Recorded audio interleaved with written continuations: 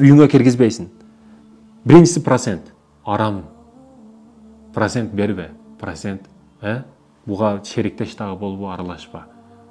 Бүгүн кредит алып, үй салам деп аткандар, кредит алып, мал бизнес кылам деп аткандар, бизнести кылып аткандардан сурап көр, кеңешип көр. Алар %90% алба дейт кредит. Кредит менен бизнес кылба дейт. Себеби алардын башынан өткөн бул система. Бул процент деген ушундай, кредит деген ушундай. Урматтуу мекендешим, жамыр жок учурда зонтикти берет дагы. Качан жамыр жаса ошол зонтикти кайра алып ала турган система да. Сага эч качан пайдасын бербейт. Проценттен, арамдан алыс бол. Арамдан асман канчалык алыс болсо ошончолук алыс бол. Себеби арамдыкы тез келет, бирок ушунчалык тез кетет, кабыргаңды кайыштырып, омурткаңды үзүп кеткенин өзүң түшүнбөй каласың.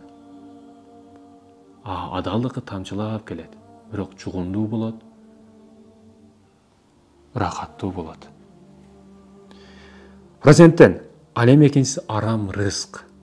Көчөдөн кантип таап келип атасың, маани бер. Аял киши үйдө эчтекени билбейт. Эмнени алып келсең балдарыңа жедере берет. Эркек киши көп нерсеге жооп берип коет экен да. Ошондуктан көчөгө чыгып ким менен сүйлөшүп атасың, эмне алып келип атасың, маани бер.